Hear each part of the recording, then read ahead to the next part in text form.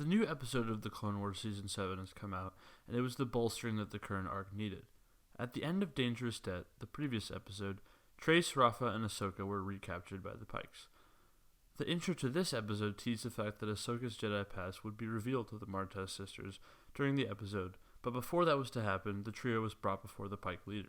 Prior to this, the trio had yet another argument, but Ahsoka asked the sisters to trust her.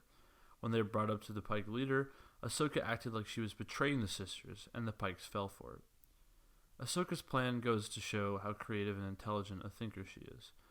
That's something I've noticed more when I was rewatching the rest of the Clone Wars and now this new season. It's part of the reason she is such a great character. So the sisters leave, but without Ahsoka. Ahsoka sneaks through the Pike's spicing facilities, placing bombs. The Pike leader spoke of someone who always knows, and that is when I got really excited. I knew when I heard that we might finally be seeing Maul again. Shortly enough, Maul appeared on a hologram while Ahsoka laid her trap. He was wearing a hood and his Sith robes, and he showed how powerful his control over the syndicates was. We got another name drop of Crimson Dawn. This was also a pretty informational dialogue. The way I understood it was this. After Palpatine fought him in Season 6, he created the Crimson Dawn. The Shadow Collective was made up of the other crime syndicates, but Crimson Dawn's its own thing. Now Maul rules not only Crimson Dawn, but rules over the other syndicates with an iron fist.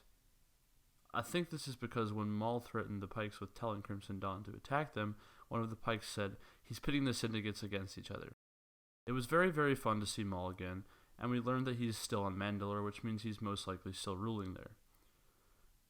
Eventually the Pikes figured out Ahsoka was a Jedi and captured her. Meanwhile, back on Coruscant, Rafa was starting to warm up to Ahsoka, because she sacrificed herself to the Pikes. She was starting to see the good person in Ahsoka. Rafa still wanted to one-up Ahsoka, though, which is the reason I'm not too huge of a fan of her character. But regardless, she went toe-to-toe with a Trandoshan to get Spice to trade with the Pikes, so she proved that she's not too bad of a fighter, of course with Trace's help. But when they arrived at the Pike leader's throne, he was ready to execute Ahsoka. He revealed to the sisters that Ahsoka was a Jedi. I was hoping for a bit more of an emotional reveal, but I understand why the creative team took this route. The trio was able to escape, and when they got back to Coruscant, Rafa finally opened up to Ahsoka and their bond was solidified. Ahsoka is everything a Jedi should be. Bo-Katan was tracking Ahsoka this whole time and arrived to recruit her to take the fight against Maul. This is where I got this is it.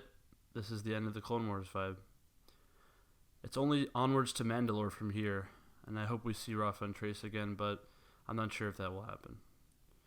All I do know is that this season's about to get a lot crazier. Overall, this was a good episode, and it really goes to show that the very appearance of Maul can do so much for an episode. It had cool action, emotionally compelling dialogue, and set the next story up well. The whole arc was pretty good. I think, again, like the Bad Batch arc, the beginning and the end were its strong points, and it dipped in the middle. Peace out.